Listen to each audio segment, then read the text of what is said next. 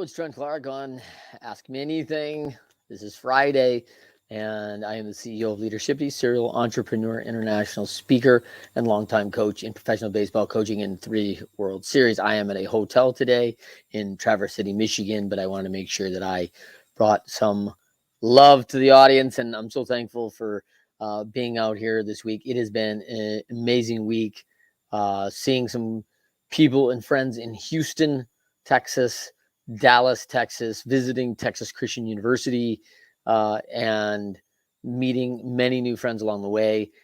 Just a really blessed and fortunate week to be involved with athletics and coaching and leading others. And so let's get started with Ask Me Anything.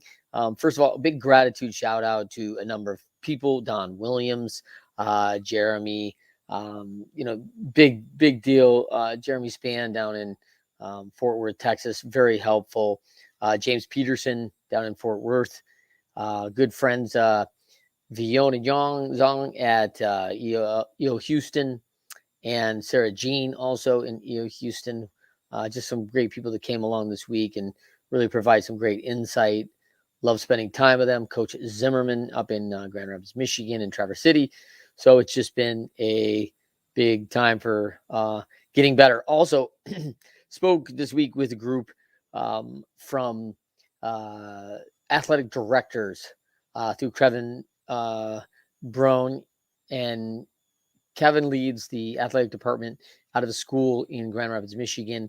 And this came up twice this week. Like, the two questions were, and I'm going to kind of tie them together, which is, one is about what should we be doing different as parents, right? What would be something we could be doing different for our athletic kids as parents from an athletic department standpoint. And then the other question was, if I had a chance to talk to myself, my 18-year-old self again, what would I tell me, right? After going through a number of things. I also want to give a quick shout out to the I Am Second folks, right? We visited I Am Second down in Plano, Texas this week, down at the ministry. Just incredible visit with John and some great friends. John and Sean were just so gracious in bringing a group in there. So incredible.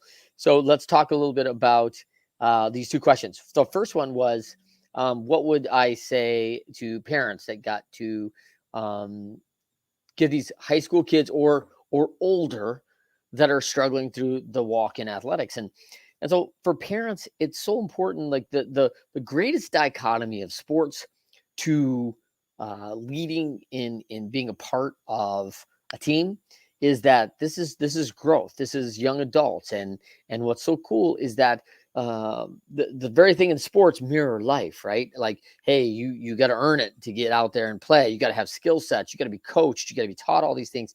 You got to be responsible for yourself. And when we talk about the pyramid of leadershipity, that integrity and humility of those two cornerstones are so big, and we have to get that really right. And so as I look at the parents, what can we do? First of all, do less. I mean, do less. It is a time of responsibility and learning what it means to be have dependability as a young person, young man or woman in sports.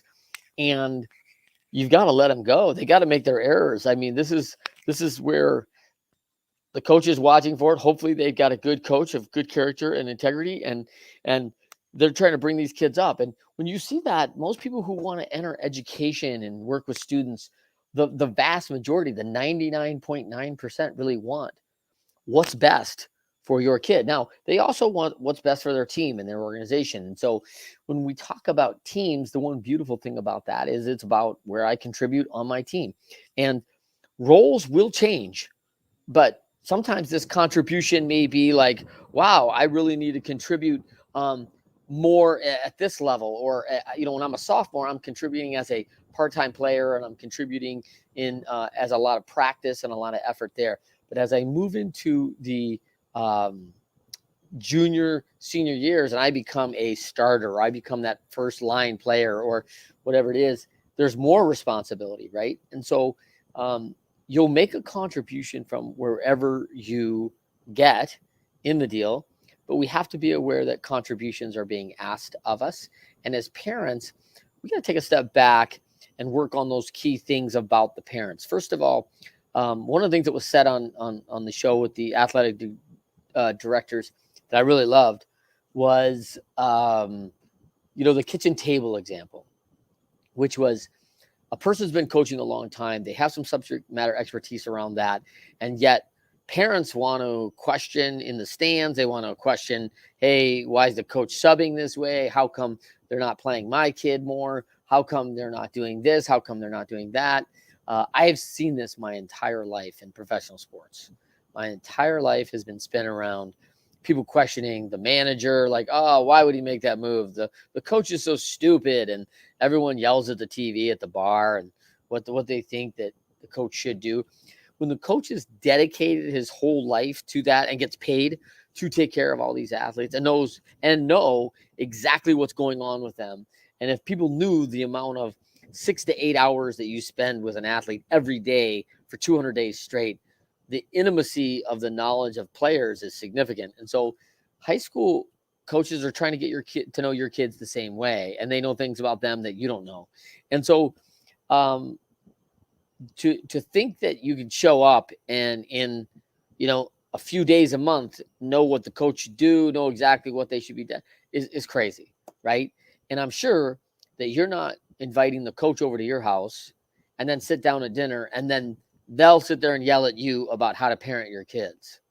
So that's the dinner table example of we don't do it. And I doubt you'd welcome the coach coming in and telling you how to raise your children. So let's be honored and honorable and respectful of those coaches who come out, do their job, often volunteer their time. I mean, I could tell you from what I've seen, especially in the high school area, you break down the hours that a high school coach has got to spend with your kids coaching. It is clearly a labor of love because they're probably averaging about $1.25 an hour, which is well below the minimum wage. So they are doing this because they love it. They're doing this to help kids get better.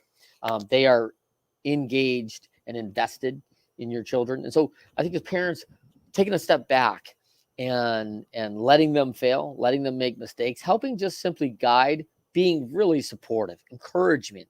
I mean, things are hard enough as a parent. Let's just encourage our kids. What a game. Catch them doing great. Hey, maybe 5 things went wrong in that game, but maybe you can highlight the 3 things that you thought they did really well, or you were proud of them, or effort, the things they get to control, right? Those we've talked about this on the show before, where we talk about the 10 things that you can control that require no skill, right? And there's so many of them. And we can look at those things from the standpoint of our kids and encourage on those things all the time. So that would be my biggest thing. I think the other thing is come alongside your coach, come alongside the athletic department, come alongside and support in a number of ways. Financially, encouragement, what do you need from me? How can I help? All those things become great ways for you to add value into a program and contribute as a parent. Ultimately, we see a lot of games in varsity sports. It's now becoming competitive, and people have roles to play, and not everyone is going to be the star. And that's just not the way it's going to work. So getting a grasp on that is so critical. The other side of that, like, hey, if I was 18 years old, first of all, I will tell you that I had very supportive parents that were just like that. They modeled that very well. They were supportive in all things. They wanted the best things for us. Now, I don't believe they agreed each and every time with what the coach's decisions were, how much playing time we got as boys and my sister. I mean, there was 4 of us. We were all pretty athletic. We were all involved in a number of games, a number of different ways we played in a number of different things. So from that perspective, I think that they were good at supporting. Now, when I look at what would I do differently if I was to go back and talk to my 18-year-old self? Well, I mean, I think the first thing I would do is I would realize that doing the right thing in every circumstance is really important. When we talk about our integrity, doing the right things even when no one's watching is so important. And I think we all have erred. We've all made a misstep. We've all miscalculated along the way on some of those things that we chose. And hey, we live with those regrets. There's choices that we make and they're not always the right ones, right? So, but if I had to go back and tell myself that, I would just say, hey, there's going to be a lot of choices. We make them every day. And I think we're now up to anywhere from 30 to 55,000 choices a day, decisions. I mean, it's pretty crazy. And so there's a lot of things. Um, but but we know that we're taxed in doing the right thing. So I like to tell kids, there's no wrong way to do the right thing. It may be short term painful. People may not agree with it. It may cost someone their job. It may be, things that are absolutely become hurtful. But if someone loses their job over you doing the right thing, that means they were not doing the right thing. And there's accountability in this life, right? So um, all you can do is be accountable to you at the end of the day. And on the mirror test, look in the mirror and know that, hey, my integrity is intact. I knew what was right and what was wrong, and I chose what was right. Um, I think the other thing about doing the right thing is finding someone in your life who will support you and encourage you that every time, model that behavior, and has modeled that a long time. And guess what? Every mentor you meet will have had an example of a time that they did not do the right thing. We have all erred. We are human. We are going to make mistake. You are too, and that's okay. But if I had myself, I mean, I would say, hey, do the right thing each and every time. And I would pump that into him. 18-year-old Trent. Two is be patient. This is not my superpower. I am not blessed with the gift of patience. It's not what I'm charged with. I have to work at that very hard, failing regularly. Um, we know as athletes, it takes 10,000 hours to be a expert at anything. So let's put that in perspective of work. That is 5 years, 40 hours a week, 50 weeks a year. So you get 2 weeks of vacation on that a year. Otherwise, you're just working on one skill, one particular expertise, one thing. And so that is not going to come easy. Now, do I believe that you can speed that up? I do. I think you see the reason you see 12, 13-year-old gymnasts winning the Olympics is that from a very young age, they're very moldable, they're pliable, they're ready for learning, they learn at a very fast rate. A lot of things are coming together, but then they are coupled with exclusive high level coaching, a guide that's going to take them every step so they can hyper learn and maybe cut 2 or 3,000 hours off those 10,000. But make no mistake, when you see a 12-year-old, 13-year-old in the Olympics, they do have 7,000 to 8,000 hours of repetition in learning and skill work. So it's pretty big number. So being patient to become an expert, it does take time. And that's going to all depend on level of retention, coachability, all those other things we can do. A lot of people will find confidence is a struggle, and confidence comes with patience as well, because confidence is always about, we've heard me probably say it, with prep and reps comes confidence, right? Prepare, get prepared, and then get repetitions. Prepare, repetition, repetition, repetition. Prepare more, repetition, repetition, repetition. And so I often use the example of driving when we talk about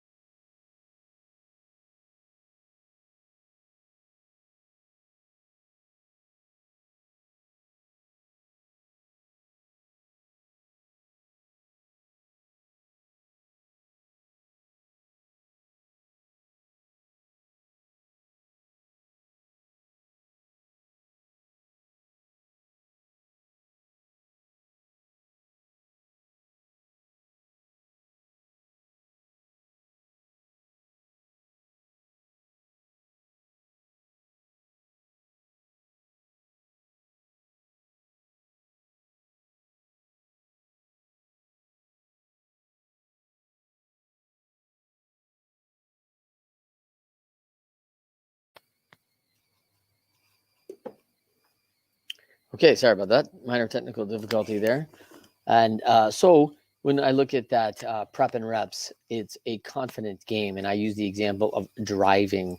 When we first learned to drive here in the United States, we're usually 15 years old. We go through driver's education, repetition, number of different things that we're going to do in order to be successful.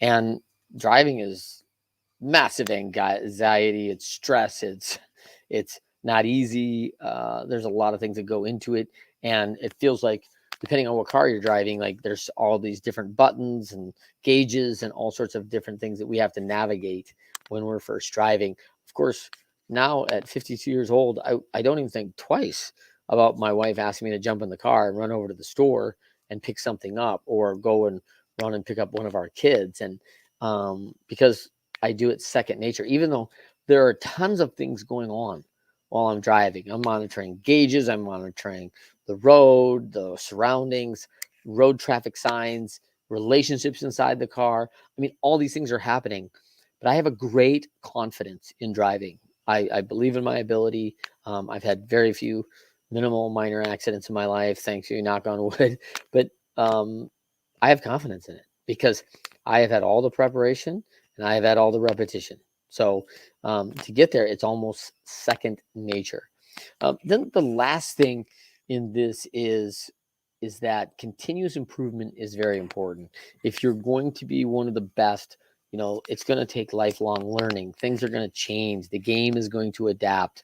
The speed of the game will change. All these things are going to happen inside your organization. Your organization may buy another company. And so then all of a sudden there's a merger and there's all these things. We have to do things a different way. We replace software with a different software.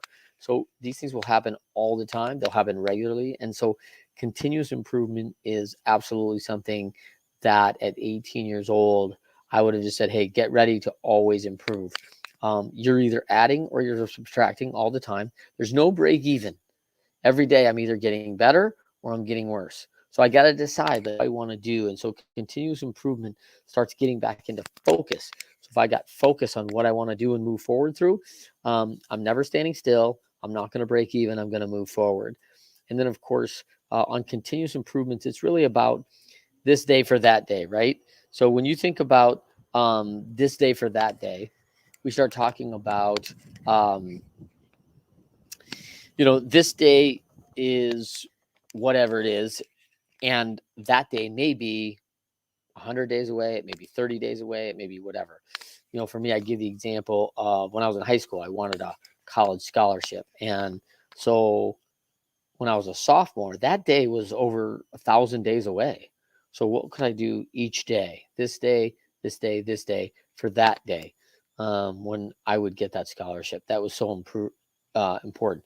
The incremental gains happen each and every day, just a little bit of incremental gain, just a little bit of that needle moving.